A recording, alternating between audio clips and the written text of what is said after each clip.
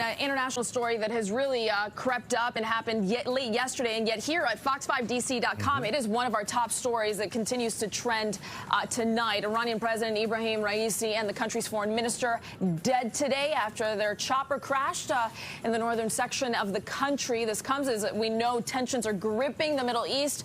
Foreign policy expert Armen Kurdian is live with us now to break down what comes next. So good to have you with us today to kind of help explain this. Obviously, this is huge when you speak about politically for Iran, second in command after the Ayatollah. But as far as what is happening in the Middle East, I imagine that the repercussions here are widespread.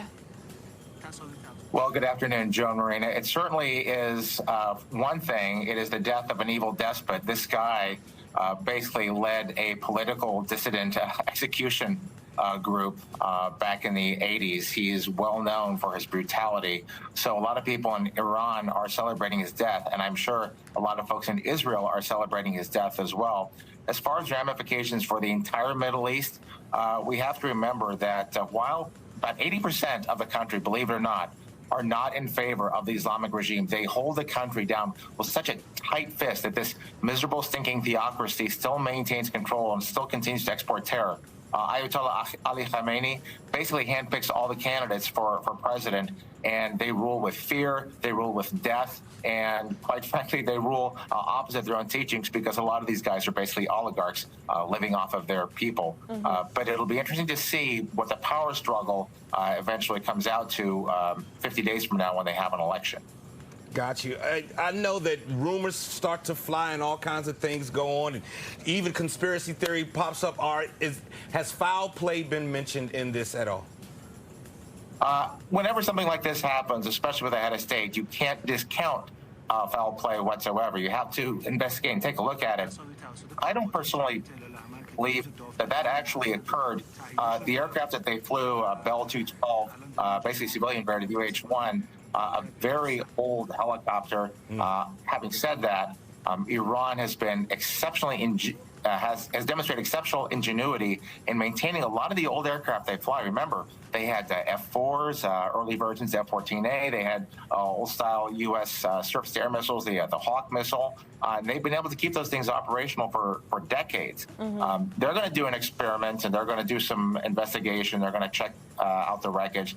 I believe that when all is come and said, that the aircraft either suffered a mechanical failure or perhaps the pilot got disoriented in the fog and bad weather and simply flew into the terrain. But I guarantee you Iran will not let this crisis go to waste and will blame the West for it.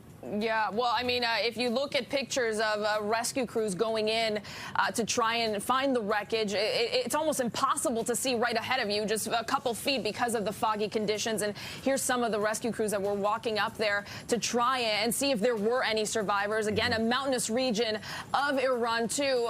Armen, you talk about this and you opened up that door, the West. I mean, they could look to the U.S. for blame if, in fact, this was not something that happened nefariously, if you will. Israel has already said they had nothing to do with this, and we know that Israel, Iran, Lebanon right now, tensions are beyond high. So what do you make of this? And to your point, if they are going to make something out of this, does this mean that the Americans should be on high alert, as they should be? I think there should be some caution on the part of U.S. and the West, because even if Iran doesn't directly sponsor something through its proxies or through the Quds Force, which exports terror throughout the Middle East and, frankly, the whole world, it is entirely possible that perhaps lone actors or some of the Shiite militias may take it upon themselves to take these actions against the West. You know, having said that, they don't need a reason to hate Israel or hate the United States. They're going to go after us regardless. But it's always important to have caution. It's always important to take due concern.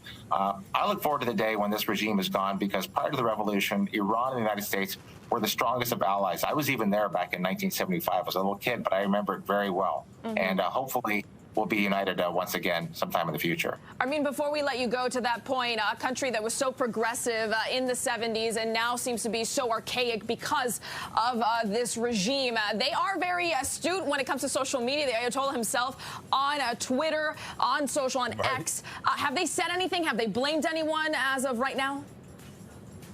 There are elements within the government that have blamed the United States. There are other elements of the government who are saying that this was an accident, and others who are just focusing on the mourning and what comes in the future.